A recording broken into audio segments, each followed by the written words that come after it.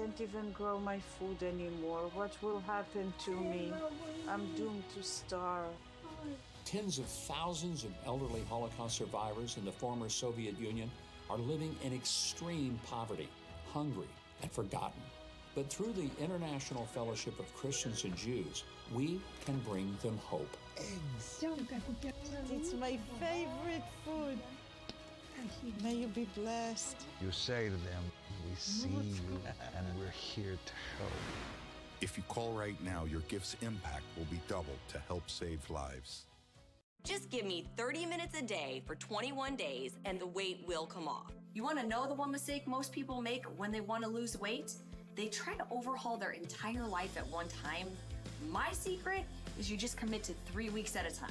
In 21 days, I lost 10 pounds and 15 inches off my entire body. Right now, bundle 21-day fix with Shakeology. Welcome to Media Exposed. We're going to cover big issues this week. Elon's decided to pack it up a little bit. Is that a full exit, or is his government efficiency agency going to keep going full force ahead even without him? We're going to take a look at Jake Tapper again. He's in the news, and James Comey. They're being promoted. They've lied to us for many years, but they're still getting action and being promoted. We're going to take a look at Trump and Russia, Trump and Putin going back and forth. How's the media covering that? We're also going to take a look at what Joe Scarborough saying and never taking responsibility for anything. Trump's fighting with the elite universities, Harvard. We're going to take a look at that and how the media is covering that and more coming up on Media Exposed. Do you dare to follow me down? What they do say is fake news. Head into the unknown. That's how devious the media's become. They're full-force activists now. They colluded. Trump folks were in on it. Down the rabbit hole. Sways elections, sways policy. We need to expose them. Republicans trash the country. Where it stops, no one knows. We're going. I've been doing this since I was 18. I've had hit jobs done against me. I've been attacked by media reporters. Am I afraid? No. Truth will prevail. Fake news media, we're here to call you out. Head into the unknown. Media Exposed with Adam Weiss starts now. Welcome back to Media Exposed. The left's favorite game is the blame game. All of a sudden, there's a reckoning. They got, pretty much swamped in the elections. They have no messaging. The party seems lackluster right now. And the media is pretty much part of that establishment. So there's always a blame game, never responsibility on their end. That's kind of the way they are with their group think. I want to take a look at this story that Joe Scarborough, but let me bring my first guest, David Zier from Turning Point, David Zier from Real America's Voice, Breaking Point. David, thanks for joining us again, as always. Hi, Adam. What's cooking? David, there's a lot of reckoning out there from the Democratic Party, along with the media. They're doing these tours. They're blaming everybody else. But you notice when they do this, but Jake Tapper seemed starting to take a little bit of responsibility of his own. He thought he'd get away with this big, massive book deal that he had in his book promotion without taking responsibility. But people started to say, Jake, you're writing a book about the, mental acuity, the Biden meltdowns, the Biden, presidency, and you were there and you never covered it on time. But let's take a look at Joe Scarborough. He had cut one and how he talked about the Democrats' laziness. I will say, and I said it after John Roberts' confirmation process, afterwards, everybody said, oh my God, Roberts, he was so great on his feet. How are conservatives?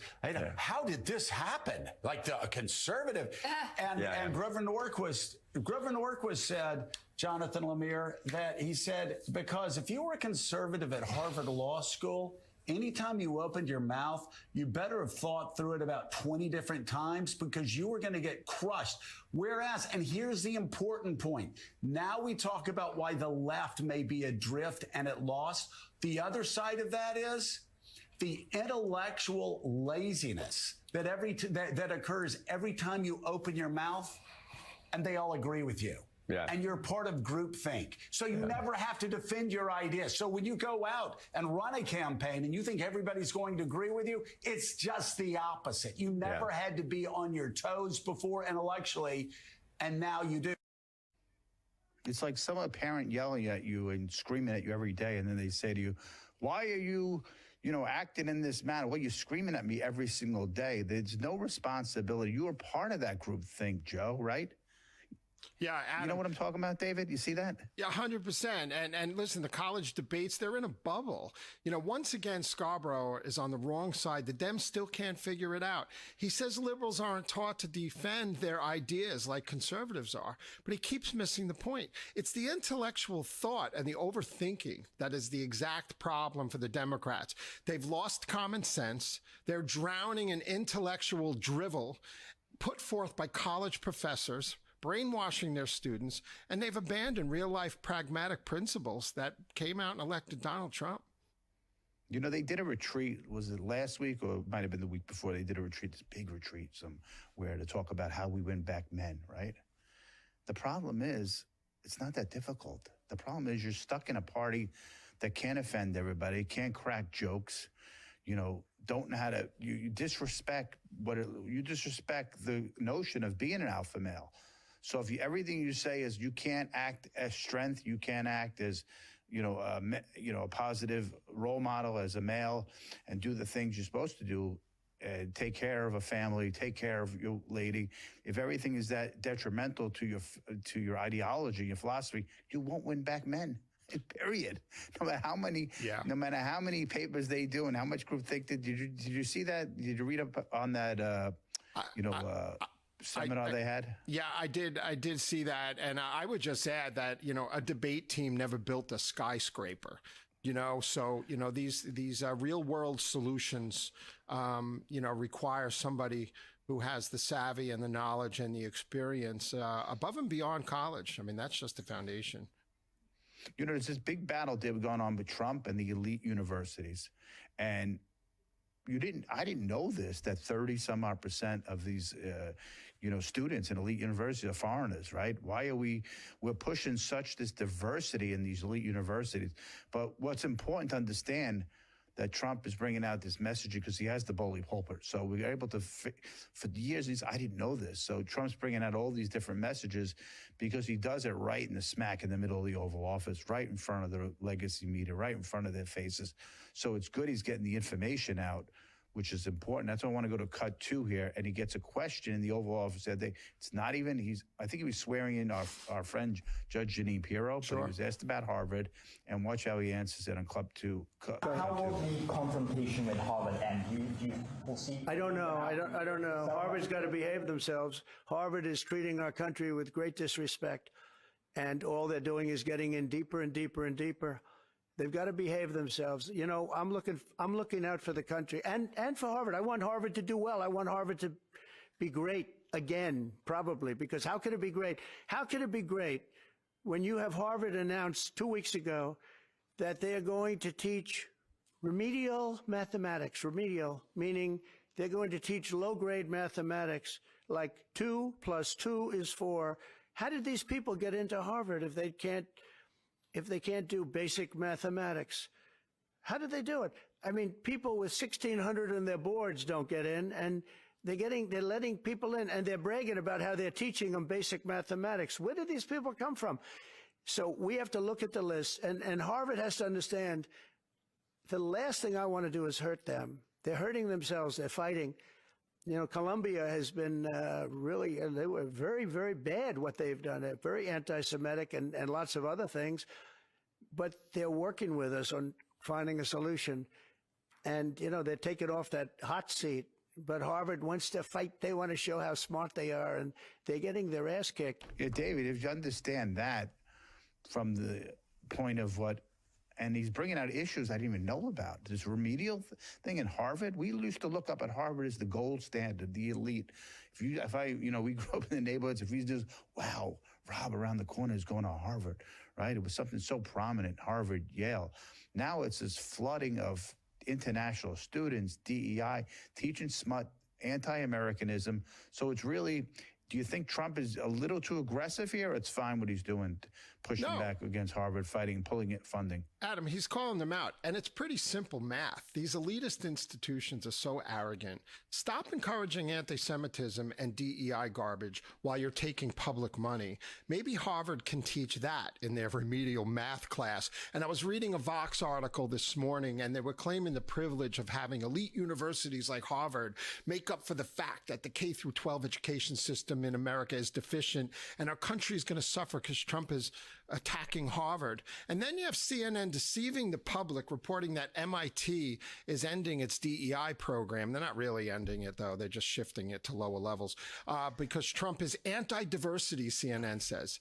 And we all know he just wants things to be fair and have a meritocracy, right? It's not that Trump is anti-diversity. So once again, the media is showing their bias. It's the way you frame things, and they always frame it on a negative path when they're talking about Trump. And I was driving back from this event deep in Connecticut on the border of Massachusetts one time, and I stopped in New Haven because they got great food, great pizza. Great pizza. So I stopped, and I was across the street from Yale, and I looked, and it was all minorities and all foreigners. I'm like, what are you doing? Those are all... Where are the Americans? It's all foreigners, right? I noticed that right off the bat. And that's the formula of DEI, pushing that, people were discriminated against too long. And I'm glad he's fighting against that. And just as you said before, the way CNN frames it, their ratings are getting worse and worse. They're down to 405,000 in the demo, which is pretty bad, their primetime audience. So I don't know what's going to wake them up a bit. They seem to have a few more. What do you think can help CNN these days, David? CNN lost 16% of its primetime viewers and 28% of its total day viewers. And Forbes is reporting that CNN and MSNBC each had their second lowest rated month among viewers 25 to 54, the key demographic for advertisers. And CNN delivered just like 81,000 viewers in the demo. And Jake Tapper's The Lead had its worst month since August of 2015. And also, Morning Joe dipped to 56,000 viewers, the second worst viewership for the show since its launch almost 20 years ago. If you told somebody, I got a great restaurant for you, and you go there and they sold you a bill of goods, which they did, these liberal networks, you go there and the food stinks, would you go back? No, and that's what they and that's what they did with the audience. It's not like your food, David. People go and they see you're cooking for 2 days and they want to come back and they're lining up outside your door. Thanks for joining us, David. Thanks, I'll Adam. see you soon, and I'll line up at the door again. Thank you. Coming up, the nauseating book tour of Jake Tapper continues. James Comey's getting some free press, too. And we're going to look at Russia and Trump and Vladimir Putin and how the media is covered now. That more coming up on Media Exposed. There's nothing worse than losing your dog before their time. That's why I created Dr. Marty Nature's Blend, designed to help dogs with everything from digestive issues to itching, even moving better. Nature's Blend works because it's freeze-dried. So instead of destroying the nutrients with high heat, they all get right into your dog's body. Take it from a veterinarian with over 50 years of experience saving dogs' lives. I have never seen a food make this much impact on a dog's health. For a limited time, get up to 54% off Dr. Marty Nature's Blend, plus a free gift with our special TV offer. Call or go to drmartypets.com/TV. Don't you hate that dirty old hose?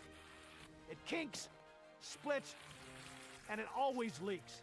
And it's way too heavy to carry around. It's time to get the brand new Pocket Hose Copperhead. Just turn on the water and watch it grow to a full-size hose. It stretches and expands like a rubber band. Old-fashioned hoses get kinks and creases at the spigot, but the new Pocket Pivot swivels 360 degrees. Just connect to the spigot and watch it pivot.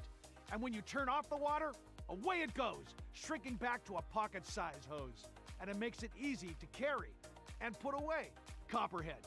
It's the hose that grows and pivots, flexes, and sprays. It puts itself away for another day. The Pocket Hose is so unique and so innovative, it was awarded over 100 patents. Call or go online now to get the super light 25-foot Pocket Hose Copperhead today for only $39.99. But wait, order right now and you'll receive an instant $10 discount. So it's only $29.99. And it gets better. Order right now and get our copper spray nozzle with our exclusive thumb drive free. Simply use your thumb to turn it on or off. And with 10 unique patterns, you'll have a setting for every job. A $30 value. Yours free with every 50-foot Copperhead. Plus, Copperhead comes with a full 10-year warranty. It's that durable. That means you can order right now with total confidence. But this special offer is not available in stores or on Amazon. So order right here, right now.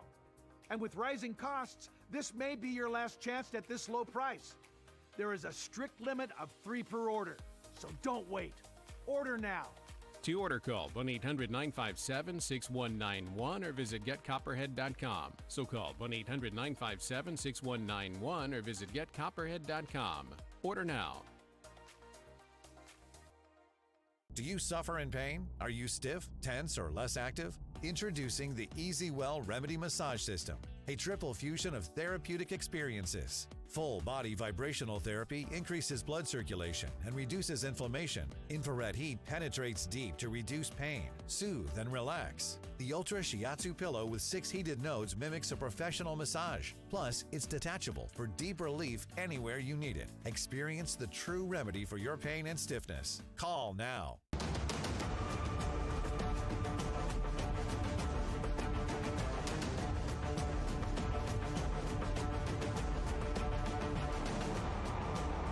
Back to Media Exposed. The Pentagon should answer to the people, not shield themselves. The Defense Department under Pete Hegseth has been quiet. He's not been holding press briefings. Maybe it's this avalanche of negative press he's been getting all along. But if we're going to be true to power and true to the people, they should be holding press briefings. It is the largest cabinet, the most money spent in the Defense Department than any other cabinet by far. So they have to hold their, they have to hold their feet to the fire and let the public know. I want to joke with my next guest, Emily Finn, who's a host here on Real America's Voice News. I want to talk about that. And also Russia, obviously, Putin and Trump have been going back and forth pretty much through social media. We don't know. There's a lot going on in the back channels diplomatically, but what we're seeing in the public is a lot of infighting and people said Putin is not to be trusted, and lately he's been bombing Ukraine, and they're not getting close to a ceasefire here. Yeah. But I have sources inside the Pentagon, and Hegseth hasn't held any press briefings, and it's very important that the Defense Department, has Rubio held any press briefings? Lots, right? Of course. And, it's interesting, Adam, because it feels like that's kind of the vibe of the Trump administration, right? They want to be so transparent. President Trump has a press conference. It feels like every 5 minutes updating us about what they're doing, everything with Russia, everything going on in the Middle East, with Israel and Hamas. And I feel like the Pentagon, like you said, should be kind of getting on the same bandwagon with the rest of the Trump administration, that they are the most transparent that we have seen, especially in recent years. Now, that being said, they also are dealing with a lot, right? And they just went through that recent Signalgate scandal, a little bit of information getting leaked to the public that probably should have been kept, among people that were making decisions there. So if they're working on really important things with so many global conflicts, I don't think it's a terrible thing to make sure you have all of your ducks in a row before you go to the public and have a press conference and actually make things known. But at the same time, you have to give enough information that no one is questioning if you're being transparent or not, Adam. Well, he was a beloved Fox News host of Fox and Friends. He was plucked out to be defense secretary. I don't know if he was expecting that. And being a host on a #1 morning show on the weekends, big publicity. He would get constantly, but he was kind of loved because Fox has a great audience. All of a sudden, he's put in this position and he's hammered. They don't, mainstream media legacy don't want him. And it's one negative story after another negative story. You had a drink 9 years ago. Mm-hmm. You got drunk 14 years ago. On St. Patrick's Day, by the way. All right. You had an extra Bloody Mary. How do you know? Because we found the tomato can juice, right? So it was one onslaught after another. So this might be the defense mechanism to fight back against that. But, this is the situation when you join Trump 2.0. They want to destroy not only Trump, they want to destroy his cabinets. Same time, first time around, another time around. And that's another story came out was this Wiregate too. Another story, the New Republic is going after him. So they are digging for everything. Yeah, digging for everything. I mean, you bring up a great point. This started during Hegseth's confirmation hearings. And with bringing up all of these different things from his past, it just really hasn't stopped. And so for them to make sure that they have, like I said, all their ducks in a row, all of their facts accurate, all of their information ready to be able to be made public for the American people to know, I think that's simply what we're seeing right now. And recently, I want to talk about this big thing because over the holiday weekend and more, Putin and Russia threw lots of rockets and they went into Kiev, the biggest city, and they were just bombing the heck out of them. And Trump was hit off guard, and because he thought he was having these great conversations with Putin, and it would come to a ceasefire. And what I noticed is Putin, who's been treated terribly by the national media, international media, and I look up and it says Reuters exclusive. Putin's demands for peace include an end to NATO. I said, wait a second. Reuters just treated Putin and Russia nice. Not saying glowing coverage, but nice in an international. Reuters like the AP, but a national, wire service. If one don't know, it goes everywhere. So I wanted to show that. Let me show that heading too from the Reuters piece. It was really, we didn't have that heading, but it was glowing. And what do you think? Do you notice about the coverage recently between Putin and Trump? It seems like they're giving Putin a fair shot, the media. That's what I kind of see. How do you see it? Absolutely. I mean, this guy is an international war criminal. Reuters has definitely, I think, covered him as they should in the way, saying that what he's doing is evil, attacking Ukraine.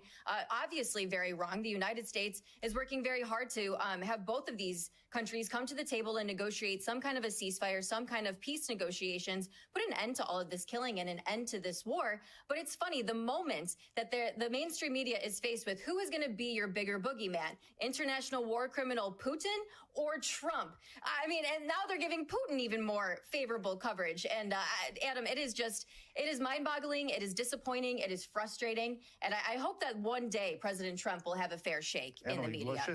Watch this heading. The Independent, big newspaper, said about, let's show the heading, how Donald Trump grows angrier as Vladimir Putin exposes impotence. Just that alone. It's terrible coverage. That alone, you don't have to read any further. Yeah. To say wait a second, this was the devil. This is we have him on war crimes list. He's bombing Ukraine, he invaded Ukraine. Nobody can trust his ex-KGB agent.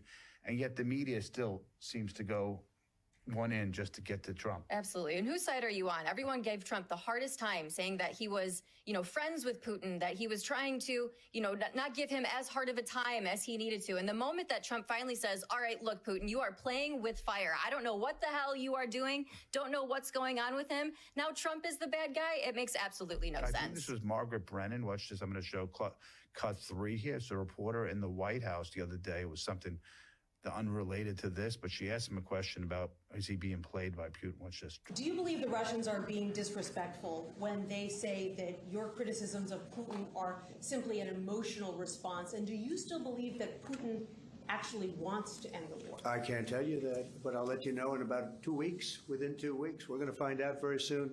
We're going to find out whether or not he's tapping us along or not. And if he is, we'll respond a little bit differently, but it'll take about a week and a half, 2 weeks. We have Mr. Witkoff is here, who's doing a phenomenal job, is dealing with them very strongly right now.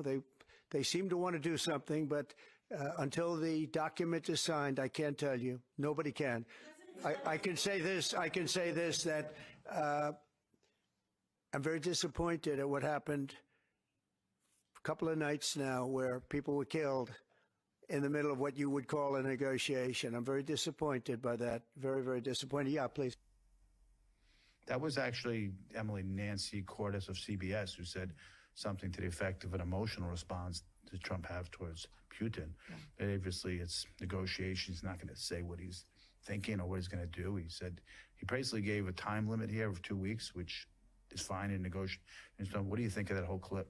Yeah, well, I must admit, usually when a reporter asks a question like that, you see President Trump go, who do you work for? I mean, what kind of question was that? We didn't see anything like that from the president. I think because he knows that this is such a serious, consequential topic, this war in Ukraine, you have to be handling it with the utmost seriousness. So I appreciate the president's, the way that he handled answering that question. Of course, his response to Putin was going to be emotional. His response to Zelensky when he came to the White House and wasn't really willing to come to the table either, that was emotional. Trump wants there to be peace, and at the end of the day, he's going to say whatever he has to say to actually inspire that. We talked about Hegseth earlier, but I just came across this clip again. I wanted to show because I don't see anything wrong with holding a prayer breakfast. What he did, and the media started attacking him. We can't have religion now. Let's just cut 4 here from.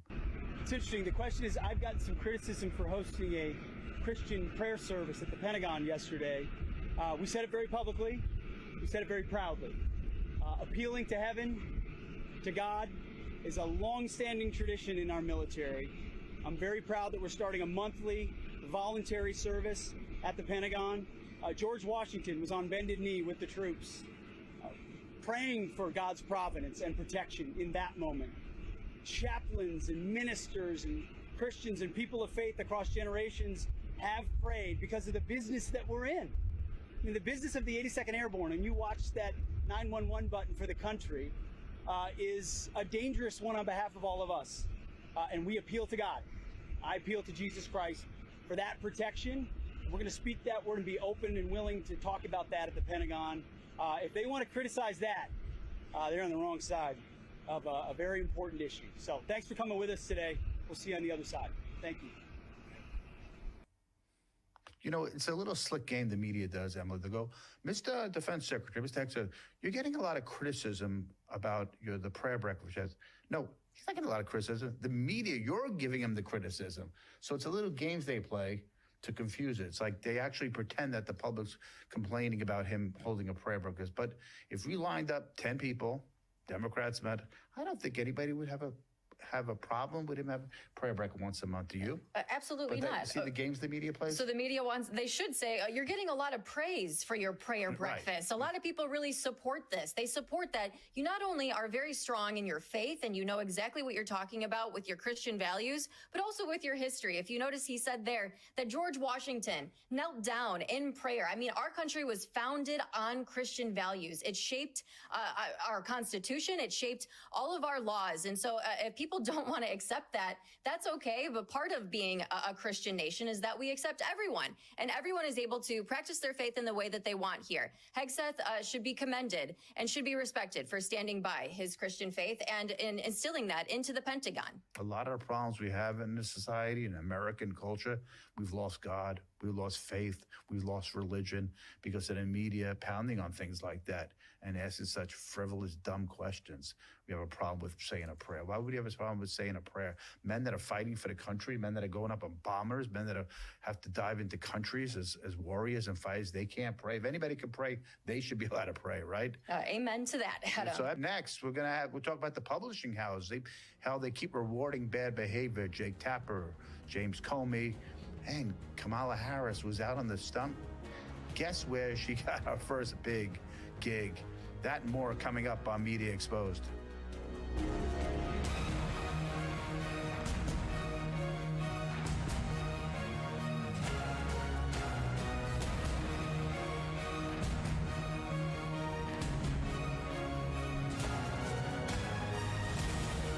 Hey guys, you got carpet stains like this? Well, you need Horsepower Bullshot, the all-new carpet stain remover and deodorizer. Just spray, and the stain and the odor goes away. Why bend over and scrub? That's back-breaking work. Stand up to stains and odors and let Bullshot do the hard work of carpet and upholstery cleaning for you.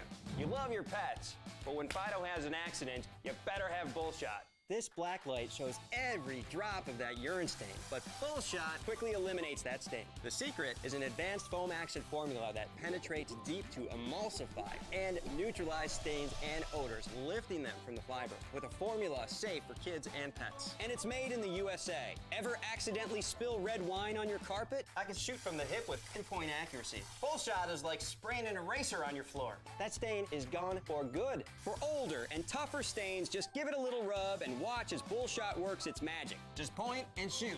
It instantly and easily erases these blood stains, makeup, fruit juice, coffee, and more. This sticky juice stain is deep into this couch. Bullshot, it gets right down into those crevices and has the couch looking like new again. Still skeptical? Watch this. I'm staining this carpet with burnt bacon grease. We've got a 4K Ultra HD camera capturing the action up close. This stain is obliterated, all without bending or scrubbing. To have a stain professionally removed, you could spend hundreds. Or you could get Horsepower Bullshot, the no-nonsense stain remover for only $19.99. Bullshot comes with a 30-day money-back guarantee. If you're not completely completely satisfied, send it back for a full refund, even if the can is empty. But wait, due to rising costs, this may be your last chance to get yours. And there's a strict limit of 3 at this low, low price. So don't wait. Order your bullshot now. To order, call 1-800-691-9531 or visit buybullshot.com. So call 1-800-691-9531 or visit buybullshot.com. Order now. Cooking rice just isn't nice. Hi, Chef Daniel Green here with Rice Robot, the 1, 2, 3 rice cooker. Watch. 1 add the white cup for rice, 2 add the blue cup for water, 3 click it And let Rice Robot perfectly cook it. The secret is perfect cook technology that surrounds the rice with controlled heat for even cooking. Then Rice Robot senses when it's done, auto stops, and keeps it warm to serve. It won't burn, overcook, or undercook, guaranteed. And rice is just the beginning. Make mac and cheese, frittatas, oatmeals, soups and stews, even ramen dishes. And with a ceramic, ultra non-stick interior, cleanup's a breeze. Get the complete Rice Robot cooking system with the steamer tray and 1-2-3 recipe guide, all for just $39.99. It comes with a 90-day money-back guarantee. We'll even ship your entire order free. Order now. 1-800-575-5956.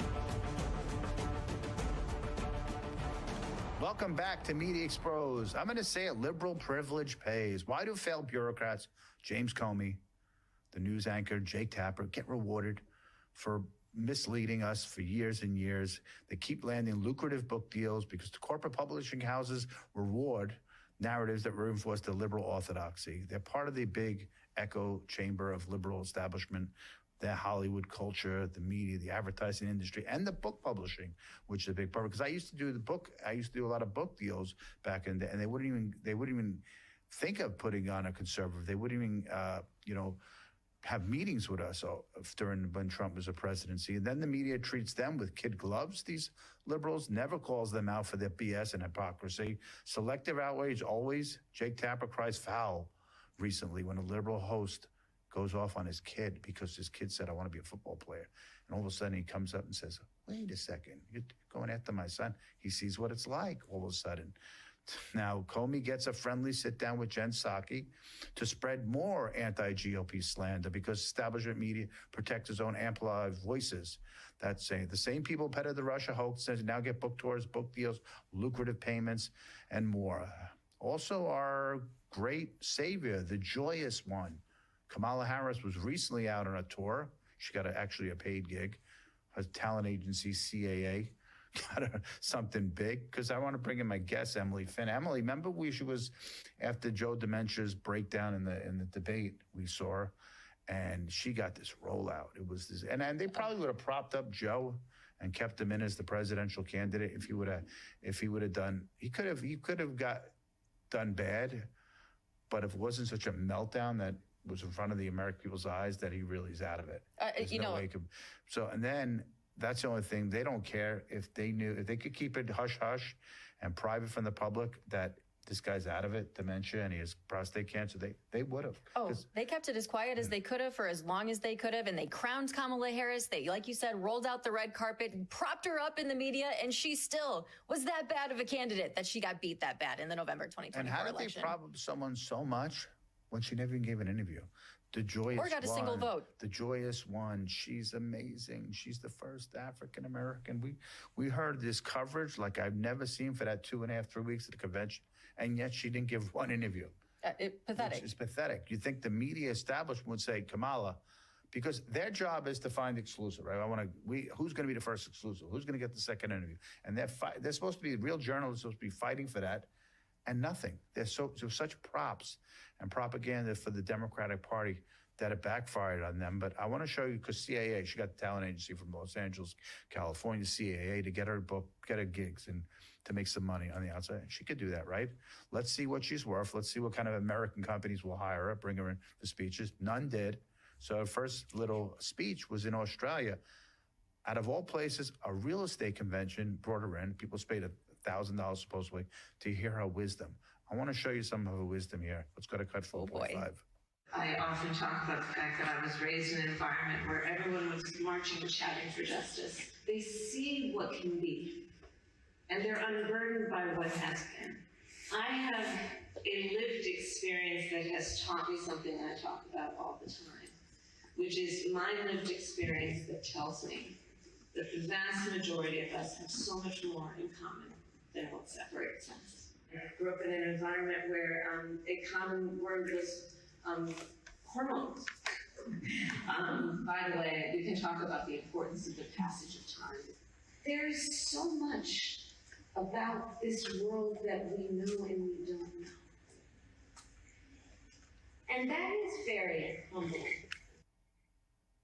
That was my friend George Balfark and putting a clip together. Thank you for putting that together. And wow, these guys are real estate agents. They're looking for some advice on sales, marketing, how to meet people, and this is what they get from Kamala. Seems like she was doing this during her campaign. She was trying to be a motivational speaker all the time with these zigzags in and out, but none of it made sense. It's all like, word salad. It was like if you and I went to her convent, if she was giving a speech and she's trying to be motivated, we'd want our money back from her. Absolutely. Well, I have to give your friend who put that montage together props because he definitely spared us of the prolonged seconds of listening to her cackle. We didn't have to have that be revived, but we certainly saw, like I said, the word salad that we all grew to know her for on the campaign trail in the lead up to the 2024 election. Like you said, Adam, she can't even show her face in America. She has to go all the way to Australia to talk about not politics, real estate? I mean, come on, what a joke. But this shows the power of the media, Emily, because whoever hired her from Australia thought it was a great idea, right? Let's bring Kamala Harris. Because they might have just been watching the legacy media and still think that Kamala was this great candidate who's going to give great wisdom, who's going to speak on American, entrepreneurship, American ingenuity, American politics, and never saw. And this person, I don't know why he hired her, but he might have thought she's still a great candidate or still a great speaker, and got fooled by the media. When we know over here, she should have never been there. She was a DEI pick. She absolutely was a DEI pick. And if you think about this, Adam, put yourself in Kamala Harris's shoes for a moment. This is somebody who ran an entire campaign against someone that she compared to Hitler. If you lost a campaign against someone that you thought was that evil, you would be screaming into every microphone that even came close to you, to whatever the audience was, to try to rid the world of that evil. That's the opposite of what she's doing. She's only taking jobs like this in Australia, on the other side of the world. The only people that will listen to her, I mean, it's embarrassing at the end of the day. Last night I went to a restaurant and the mussels were undercooked. Couldn't open half of them. I said to the waitress, and she couldn't barely speak English. I went to the owner. Finally, they gave a refund. And I said, they didn't charge me for it. Those people should get their refund, their money back for what's supposed to be a good speech, a motivational speech, was a terrible speech. The broker should ask for a refund. I want to talk about this clip. Jake Tapper was on a left-wing podcast because he's doing this big book talk, him and Alex Thompson, for the original Sins. Big breaking news that Biden was out of it. Like the rest of the world knew it. You're writing a book about it. Give me a break, Jake. But anyway, this was interesting because he went on a left-wing podcast and they went after his son. So it really irked him. I'll go to cut 5. Watch this. I went on a left-leaning podcast that shall remain nameless.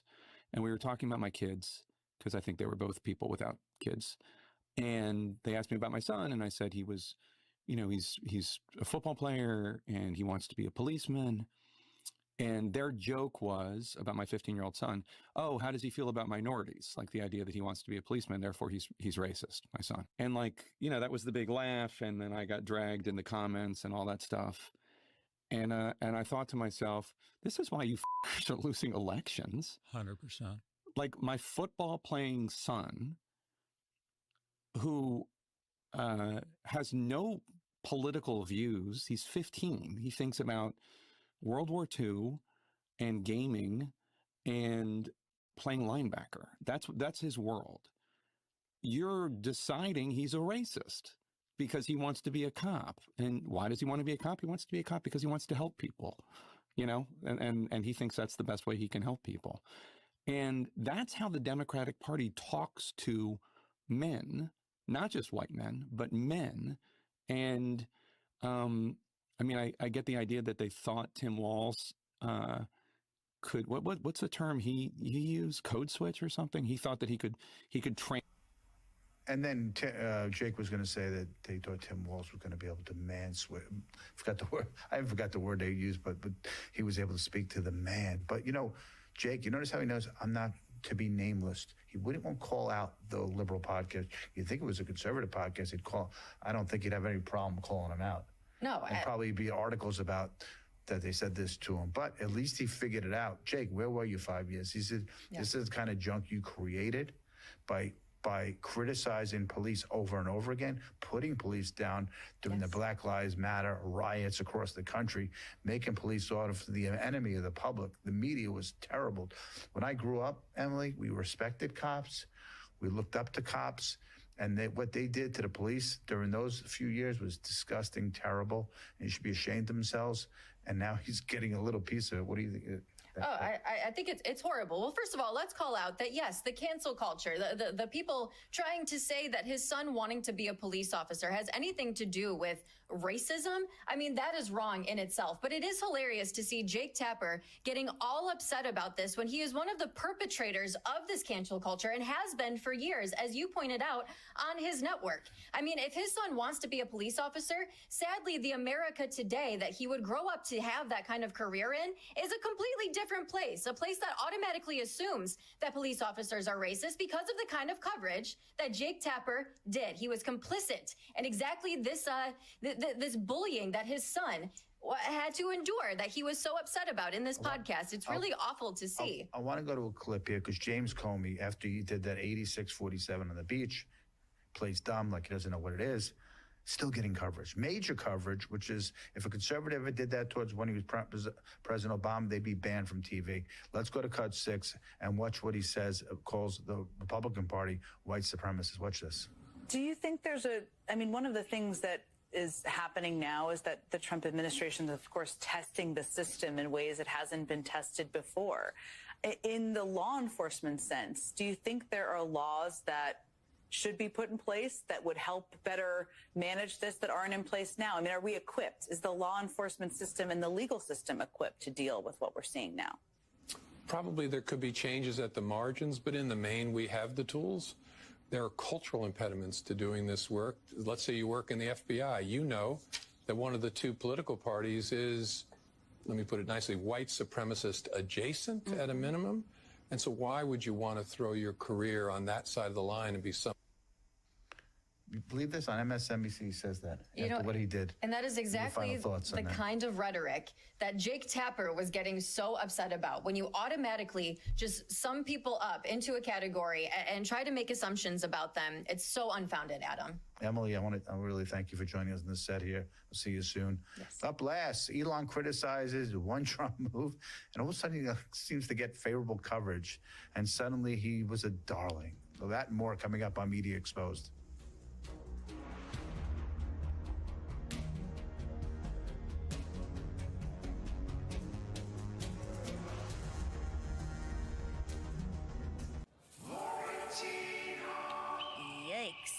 Leaky refrigerator coil card. Oh no.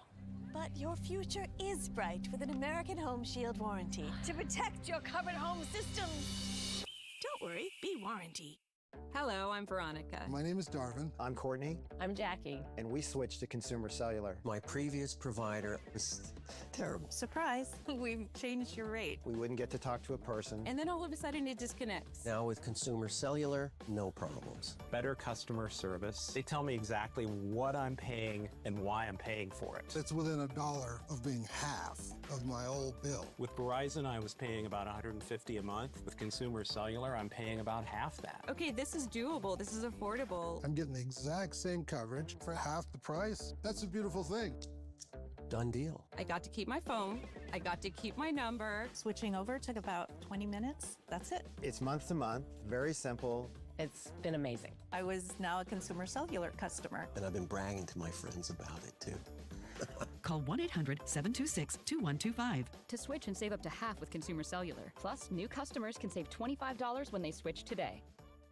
There's nothing worse than losing your dog before their time. So why do so many dog foods contain awful things a human would never eat? To save his pets, world-famous veterinarian Dr. Marty knew he had to change what was in their bowl. That's why I created Dr. Marty Nature's Blend, my breakthrough formula that's changed everything about dog food. Nature's Blend contains nothing but all-natural ingredients, designed to help dogs with everything from digestive issues to itching and paw licking, even moving around better. And that's because Nature's Blend is freeze-dried. So instead of destroying the nutrients with high heat, we gently preserve them, and you'll see the difference in your dog. Take it from a veterinarian with over 50 years of experience saving dogs' lives. I have never seen a food make this much impact on a dog's health. Such a huge difference in her health. More energy, more playful, no more pooping issues. He's healthier, he looks better. Dr. Marty has thousands of 5-star reviews. And for a limited time, get up to 54% off Dr. Marty Nature's Blend, plus a free gift with our special TV offer. Call or go to drmartypets.com/TV. That's drmartypets.com/TV.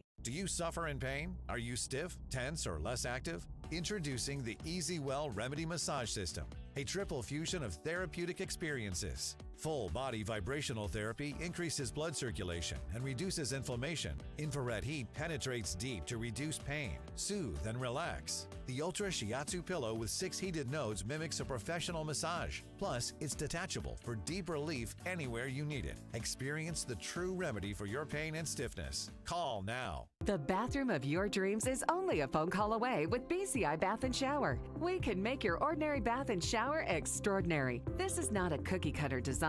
This is a complete custom build that will fit your every need, and discounts for seniors and military.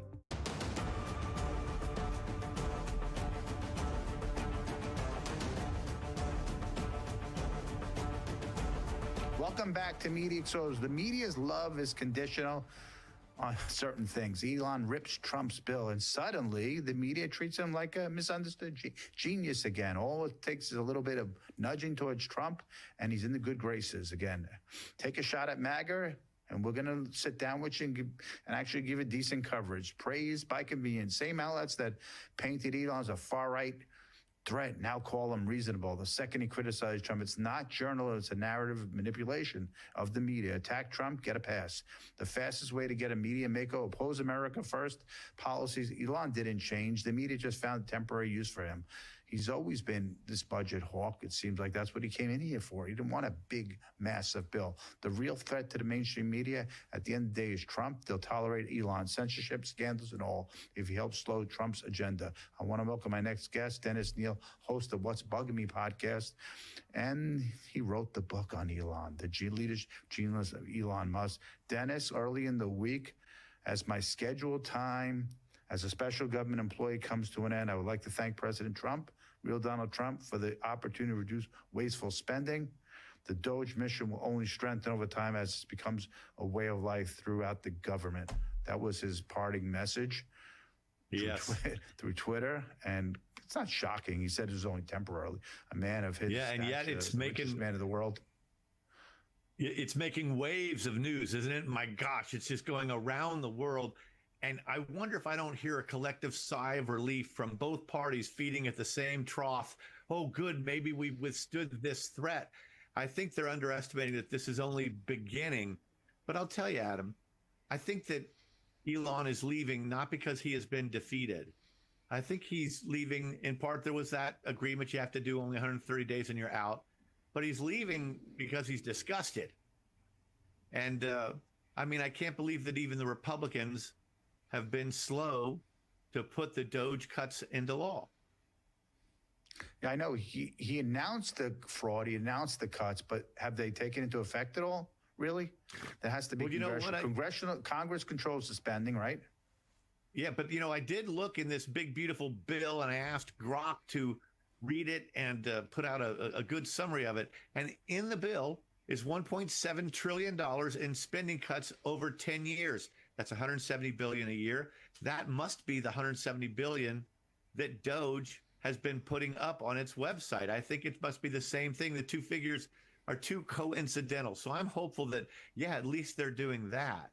But Elon wanted to come in and cut $1 trillion of the $2 trillion we overspend every year.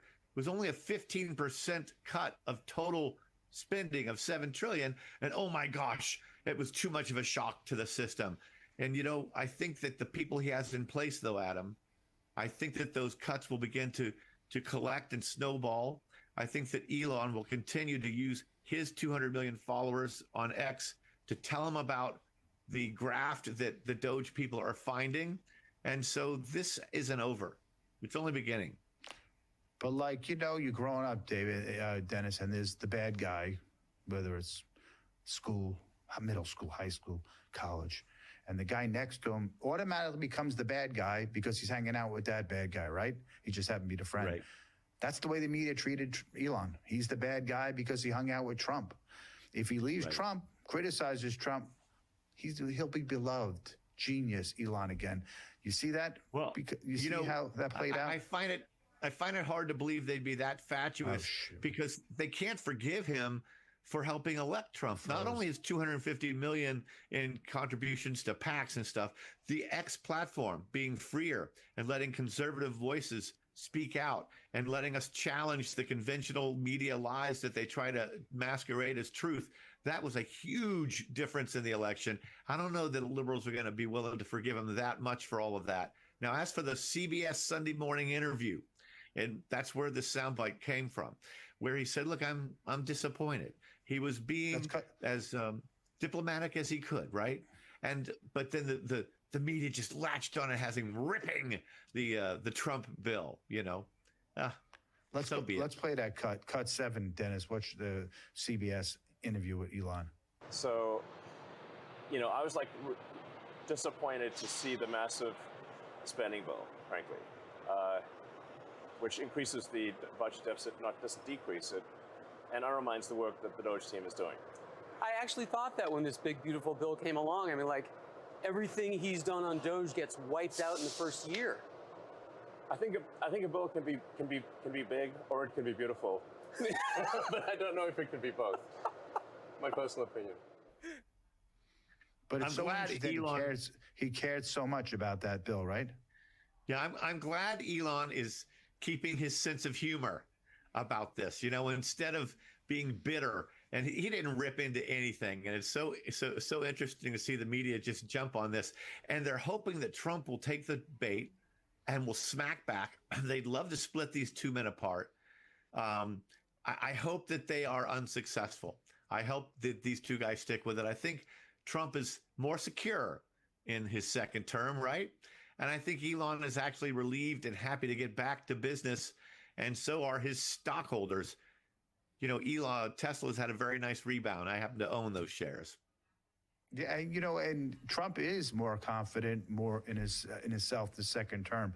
He asked for X on a tariff, and then he gets a phone call from leaders, and he comes down a bit, and then they criticize him for that. But isn't that the ultimate negotiations? What he's doing? Did you hear about? Why should he be criticized for great negotiations? Right?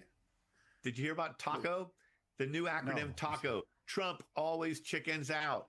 The media and Wall Street fail to realize that when Trump says we're going to tariff China 150%, and then he says, all right, tell you what, we'll go down to 30. He's negotiating. He's not chickening out. He knew all along that he would grant some type of cut and reduction in that thing in exchange for their willingness to negotiate. And so this is what he's been doing from the start. And now you have a trade court, some tiny little, international trade court in the U.S. saying, oh, all of your tariff authority is unconstitutional and exceeds your authority. He's been doing it since 2016 in his first term. Where were you then, this 3-judge panel? This entire judiciary feels like a big, huge part of it is out to stop the Trump agenda in any way possible. And that includes the Doge agenda of Elon Musk. And it's just an outrage. It's just I'm so sorry to see it. Well, Dennis, the left lost the legislature. They lost the presidency. They've lost, legislators across the country. What do they have left? The only thing they can hold themselves to are the courts. I want to the TACO, reference you were talking about. I want to go to this cut here because this is a reporter in the White House going after him about tariffs, and he's calling him that he chickened out. What's his response? Let's go to cut 8. Mr. President, Wall Street analysts have coined a new term called the taco trade. They're saying Trump always chickens out on your tariff threats, and that's why markets are higher this week. What's your response to that? I kick out?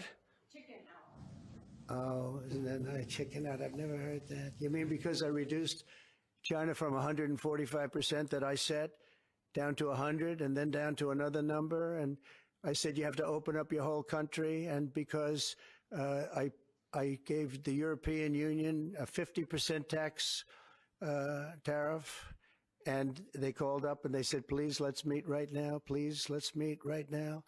And I said, okay, I'll give you till June 9. I actually asked them, I said, what's the date? Because they weren't willing to meet. And after I did what I did, they said, we'll meet anytime you want. And we have an end date of July 9th. You call that chickening out? Because we have $14 trillion now invested, committed to investing when Biden didn't have practically anything. This country was dying. You know, we have the hottest country anywhere in the world. I went to Saudi Arabia. The king told me. You know, Dennis, what's interesting with the clip, when Biden or Obama would hold a press conference, I'm holding a press conference to swear in Judge Jeanine Pirro, who's an old client of ours by disclosure here, a friend. They would stick to the questions. Mr. Pirro, how do you feel about this issue? Mr. Pirro, how do you feel? They don't care. With Trump, they give him no respect, and they just call him a chicken. When he's holding, the whole point of that press conference was to swear in Jeanine Pirro and talk about safety. What do you think about that criticism about him being a chicken? And give me your thoughts on that, too, how they disrespect him when he's holding press conference about something else. Well, let me take the other side of the trade. First of all, as a reporter in the White House press corps, it is your job to ask questions that make the president uncomfortable. That's part of the deal. The problem was they didn't do that at all during the Biden administration in the rare moments when they got a chance to ask him anything. But I don't discredit the reporter for doing that, number one. And number two, look at how Trump just took that baby and then just knocked it out of the park. I mean, thank you for asking the question and let me show that, hey, this is a negotiation. He knows what he's doing, and the media have no idea. And the markets kept making the mistake of gyrating wildly based on anything he said in a new tariff and not realizing that, wait a minute, we've seen this movie before. He put in tariffs in place, and Biden left most of them there. Maybe we're going to be okay. Let's not be so panicked. Let's not be so fearful. Well, you know, I mean, take on some risk. What would the markets have done, Dennis, if the media wrote while he's doing these tariffs, this is Trump's great marketing skills, his great negotiating skills, what he's doing. Right. But you don't see those articles. Would we have seen a different market? Probably, right?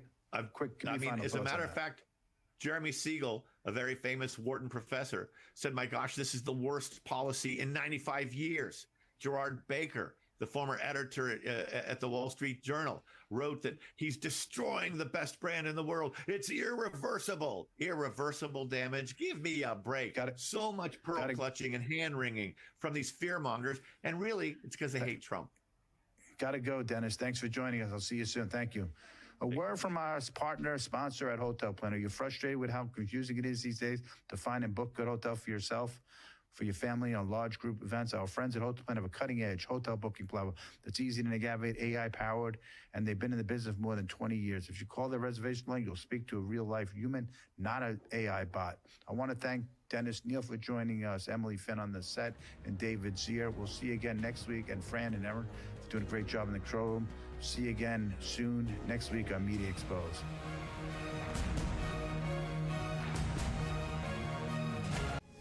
The poverty is unimaginable. There are people who are struggling. This is where she washes the dishes. If you're ever going to allow your Christian faith to rise and to do something for God's chosen people, now is the time. This is the home of Galina. She's 96 years old. This is what she had to eat for today. She has one pot with water and wheat. My father was killed by the Nazis, and I was an orphan. I didn't know about God. But now, in the cold, hungry nights, I pray for food to the God of